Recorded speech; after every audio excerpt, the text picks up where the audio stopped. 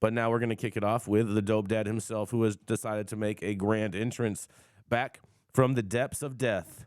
He has crossed beyond and is back with us once again. That's right. It is not the DMT or the spirit molecule. It is Rico Lamitte, the dope dad himself. What do you have this morning, Rico?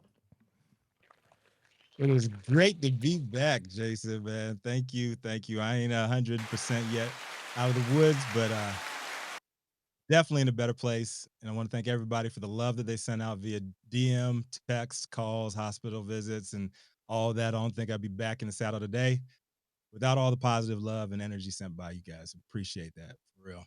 And right on cue, with my never ending call for y'all to never stop following the money, my headline today is a doubleheader pushed out late Friday by Green Market Report on the legendary culture forward magazine High Times, who did not have a great weekend.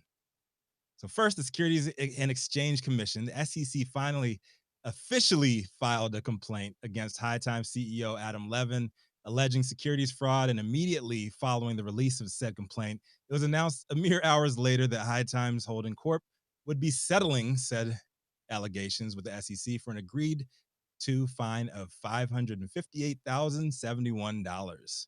The company having a full month to pay to pony up on the funds, according to SEC records. The SEC complaint alleges Levin falsely represented High Times share price to investors and engaged with a stock promoter without informing investors, selling High Times stock when it was no longer eligible to be sold.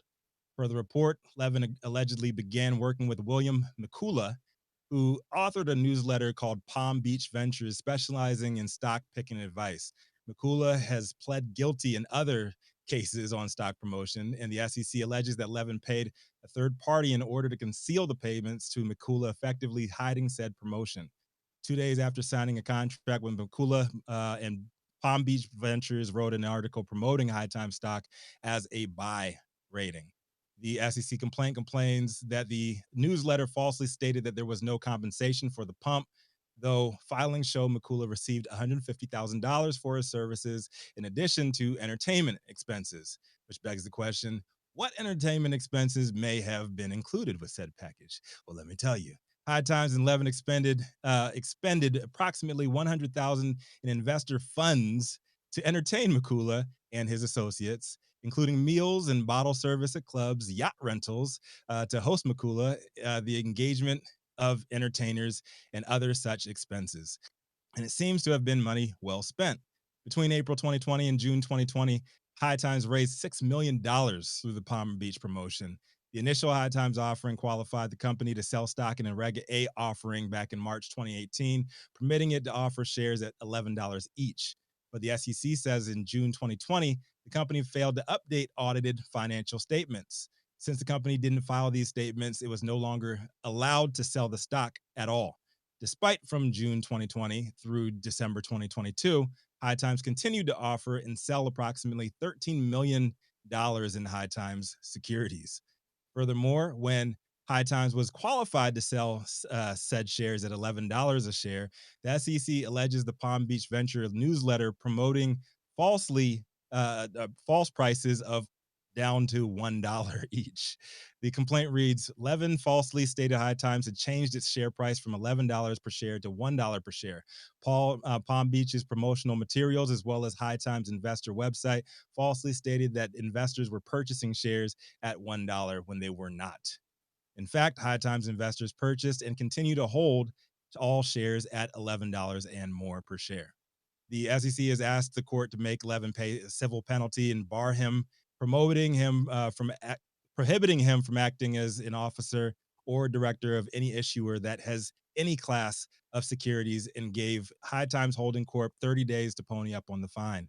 Apparently, not wanting any of that SEC smoke, High Times Holding Corp promptly settled allegations of the illegal stock promotion scheme with the and agreed to pay the fine of $558,071. And the clock is officially ticking now, with the 25 days left for the company to pay up. I'm Rico Lamitte, the dopest dad on the street. What do you think about this one, Jason? Hold on a second. You said they have 25 days to pay how much money? $558,071. Oh, they're going to default on that. You think they'll pay in stock? No, they're gonna pay. I think I think this will be a default. I think this will be a story we're covering at the end of the month of them defaulting on this loan. This is crazy. This is crazy, man. Like we've been calling this shit out, like the whole all stock purchase of Moxie. Mm-hmm. They've been buying everything in stock left and right. And big ups to High Times, man. Big ups to the brand, the logo, and everything. They're truly legendary. But how could you not see this from a mile away? The stock was not trading, and they were still trying to pump that shit. I saw it on on tickers on Mm-hmm. random websites. Buy High Time stock for $4.20. Oh yeah, they were pumping out mass emails in their newsletters and everything for people to buy it for a while. And it trips me out is I know a lot of like serious people in the financial world, in the cannabis financial world and whatnot, and all of them all bought High Time stock, and they all have High Time stock. Everybody. And all were like, oh my God, this is going to be so great. And right, I wanted to, but I'm like, yo, I have a financial industry background. I'm like, yo, is this trading? Like, where's the white papers on this shit? Like, where's the background on this? Is people were just buying in? Like, this is. Mm-hmm. Well, I don't know. It's the entire pandemic in a nutshell, right? Everybody buying NFTs and shit that are out now all worthless. Like everybody just wanted FOMO. Mm-hmm.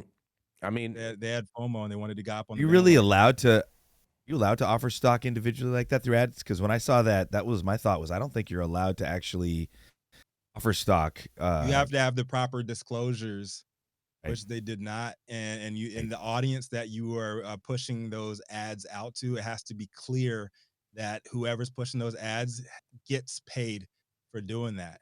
And so that's why they paid this dude who has a massive following, I guess, through his Palm Beach Ventures stock picking report. Mm-hmm. They paid him $150,000 to pump this shit, and it worked. Mm-hmm.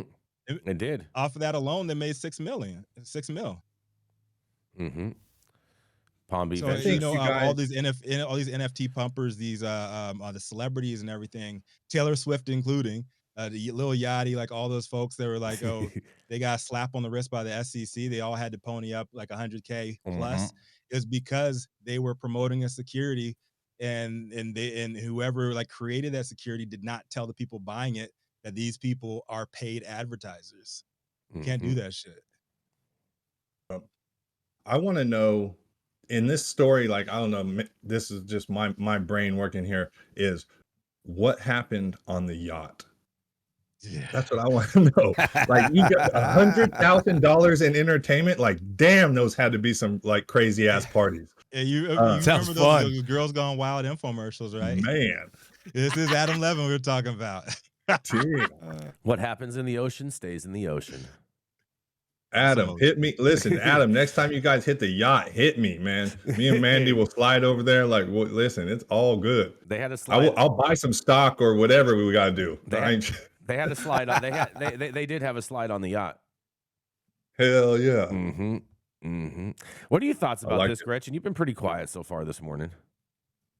I don't know. Just all the testosterone in this room is just driving me insane.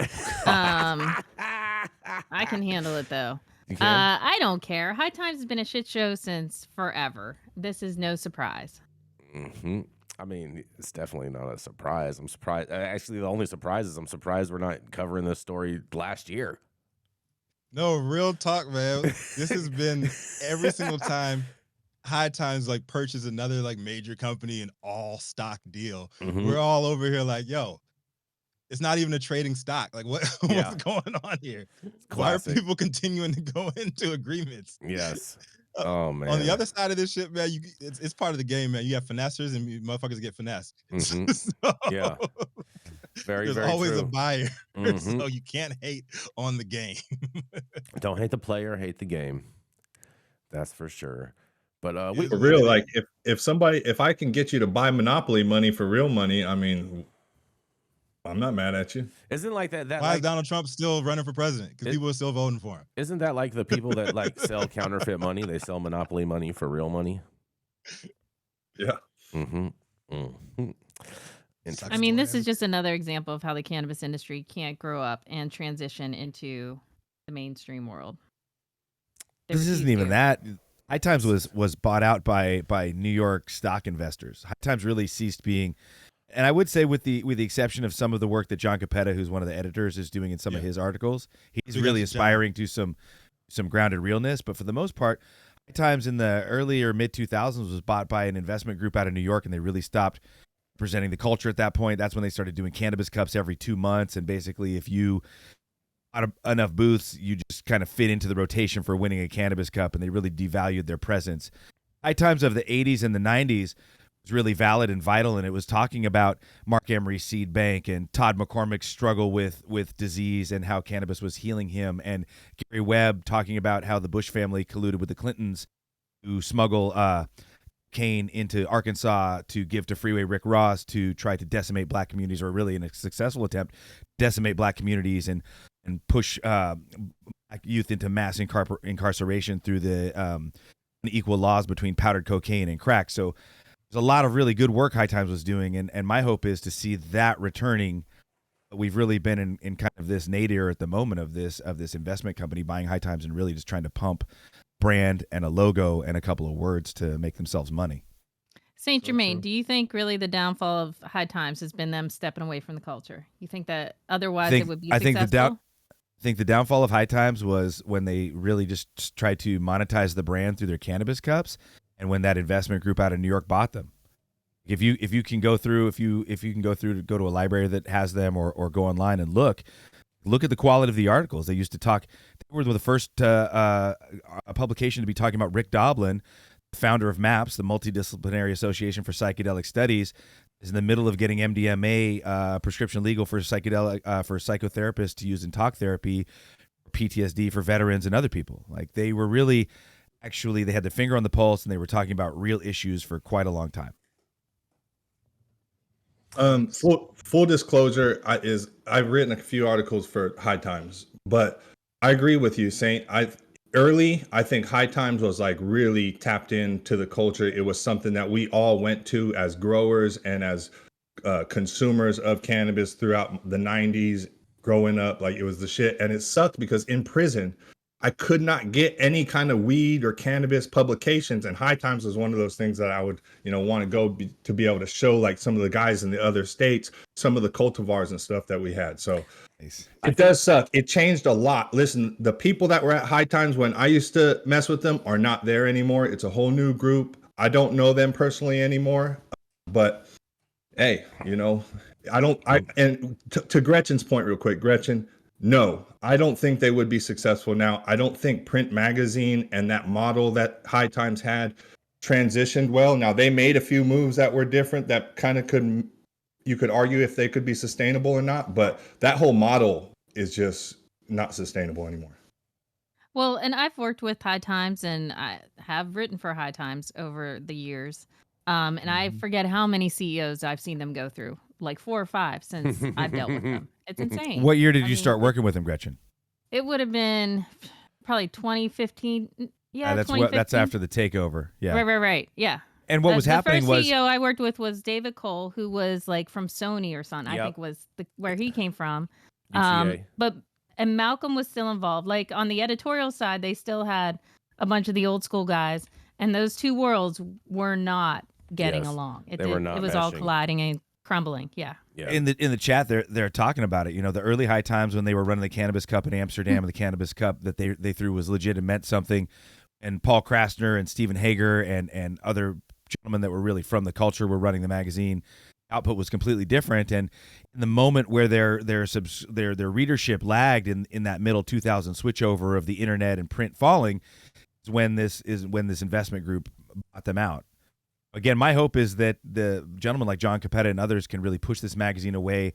The reporting once again becomes more vital, because really there's a wealth and an abundance of stories to track, and this magazine could really move one-to-one with cannabis and psychedelics and these outlying cultures, and highlight a lot of things that I think would add to the intelligence and ability for all of us to navigate towards a world that we really want to see, instead of just trying to leverage it into events and make a bunch of money that way. You guys but if they don't cover it, you can find it here at the High at 9 News. That's right. That is right. Luke, nicely done. That is very, very right, Luke. And on that, we're going to go to a commercial. We're going to be right back.